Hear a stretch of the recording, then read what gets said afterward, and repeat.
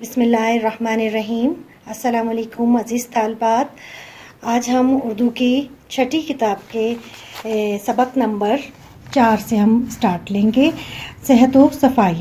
بچوں، صحت و صفائی کی اہمیت کے بارے میں آپ کو پتہ ہے کہ آج کل کے حالات بھی ہمیں ہی بتا رہے ہیں کہ ہمیں اپنی صفائی کا خیال رکھنا چاہیے۔ آپ کو پتہ ہے بیماریاں کس طرح پھیل رہی ہوتی ہیں، جب صفائی نہ ہو، گندگی ہر طرف ہو تو بیماریاں زیادہ پھیلتی ہیں۔ آج ہم صحت و صفائی کے بارے میں سبق پڑھیں گے۔ اس میں آنے والے نئے الفاظ میں آپ کو پہلے بتاؤں گی اور ان کے معنی بھی آپ کو ساتھ ساتھ بتاتی جاؤں گی۔ اس سبق میں ہم نئے الفاظ پڑھیں گے۔ طلوع، طلوع کا مطلب ہے بلند ہونا، نکلنا۔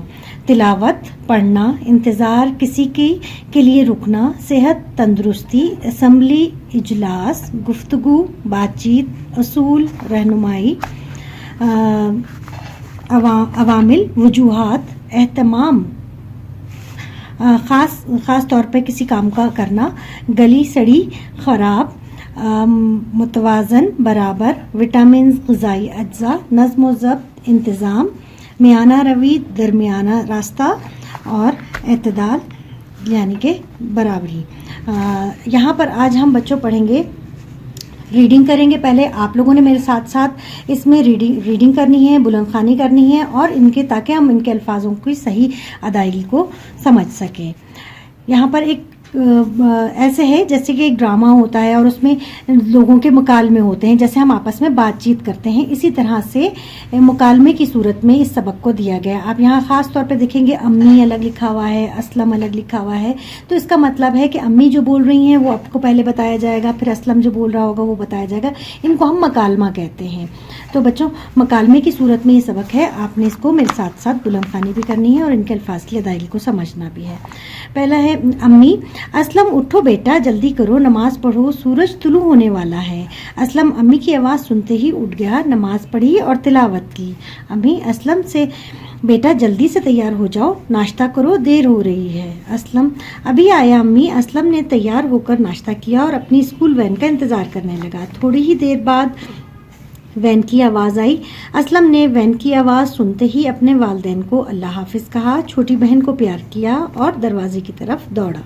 وین میں سوار ہو کر اسلم جب اسکول پہنچا تو گھنٹی بجنے میں 5 منٹ باقی تھے کہ اسلم کو اس کے دوست الطاف نے بتایا، اسلم بھائی آج ہمارے اسکول میں ڈاکٹر صاحب آئیں گے جو ہمیں صحت و صفائی سے متعلق کچھ اچھی باتیں بتائیں گے۔ اسی دوران اسکول کی گھنٹی بجنے کی آواز آئی۔ سب بچے اپنی جماعتوں سے نکل کر میدان میں اسمبلی کے لیے جمع ہو گئے۔ اسمبلی میں ہیڈ ماسٹر صاحب نے بچوں کو بتایا، آج ہمارے اسکول میں ڈاکٹر صاحب آئے ہیں جو تمام بچوں کو صحت و صفائی کے متعلق بتائیں گے۔ ہیڈ ماسٹر صاحب کے کہنے پر سب بچے اسکول کے ہال میں جمع ہو گئے اور ڈاکٹر صاحب کا انتظار کرنے لگے۔ ڈاکٹر صاحب نے آتے ہی تمام بچوں کو سلام کیا اور اپنی گفتگو کا آغاز کیا۔ پیارے بچوں، آپ نے سنا ہوگا کہ تندرستی 1000 نعمت ہے۔ اگر کسی آدمی کو دنیا بھر کی نعمتیں حاصل ہوں مگر وہ بیمار ہو تو دنیا کی سب نعمتیں اس کے لیے بیکار ہیں۔ نہ کھانے کو دل چاہتا ہے نہ پینے کو۔ لیکن اگر ہم غور کریں کہ ہماری صحت کا راز کس بات میں ہے، وہ کون سے اصول ہیں جنہیں اپنا کر ہم تندرست و توانا رہ سکتے ہیں۔ تندرستی کے عوامل بہت سے ہیں لیکن میں اپنی بات زیادہ تر صفائی تک محدود رکھوں گا، کیونکہ اگر صفائی ہے تو صحت بھی ہے، اگر صفائی نہیں تو صحت بھی نہیں۔ ڈاکٹر صاحب نے کہا، اللہ تعالیٰ نے مسلمانوں کو ہر وقت پاک صاف رہنے کا حکم دیا ہے۔ پاک صاف رہنا اچھی عادت ہے۔ انہوں نے بتایا کہ ہمارے پیارے نبی حضرت محمد صلی اللہ علیہ وآلہ وسلم کا ارشاد ہے، صفائی نصف ایمان ہے۔ ڈاکٹر صاحب نے بچوں سے کہا، میں آپ کو چند باتیں بتاؤں گا، اگر آپ ان پر عمل کریں گے تو آپ صحت مند رہیں گے۔ جو بچے پاک صاف رہتے ہیں ان کی صحت اچھی رہتی ہے اور وہ بہت کم بیمار ہوتے ہیں۔ اگر ممکن ہو تو روزانہ نہانے کا اہتمام کریں۔ بیماری یا جسمانی کمزوری کی صورت میں نیم گرم پانی سے نہا لیا کریں۔ ناخن اگر بڑھ جائیں تو انہیں فوراً کاٹنا چاہیے تاکہ ان میں میل کچیل جمنے نہ پائے۔ صحت مند جسم کے لیے ورزش ضروری ہے۔ ورزش سے جسم میں طاقت آتی ہے، بھوک بڑھتی ہے، غذا آسانی سے ہضم ہو جاتی ہے اور خون صاف ہو جاتا ہے۔ خوف، غصہ، رنج و فکر سے بھی صحت خراب ہوتی ہے۔ صاف ہوا بھی اللہ تعالیٰ کی ایک نعمت ہے. صاف اور تازہ ہوا میں سانس لینے سے صحت اچھی رہتی ہے. رات کو جلدی سونا اور صبح سویرے اٹھنا صحت کے لیے بہتر ہے.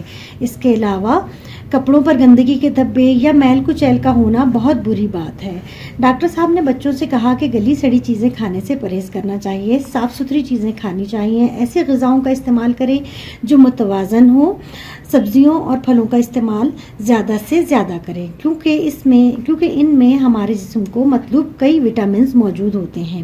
گوشت کا استعمال زیادہ نہ کریں. آخر میں ڈاکٹر صاحب نے بتایا کہ زندگی میں صحت تو تندرستی اور کامیابی کا راز نظم و ضبط اور میانہ روی میں ہے. ہم کھانے پینے، بولنے، سونے، کام کرنے، ورزش کرنے، الغرض زندگی کے تمام سرگرمیوں اور ذمہ داریوں میں نظم و ضبط اور میانہ روی پیدا کریں. انشاءاللہ ہم صحت مند اور کامیاب و کامران رہیں گے. چونکہ حضور صلی اللہ علیہ وآلہ وسلم کا فرمان بھی ہے کہ بہترین کام میانہ روی اور اعتدال ہے. تقریب کے اختتام پر ہیڈ ماسٹر صاحب، اساتذہ اور طلبہ نے ڈاکٹر صاحب کا شکریہ ادا کیا.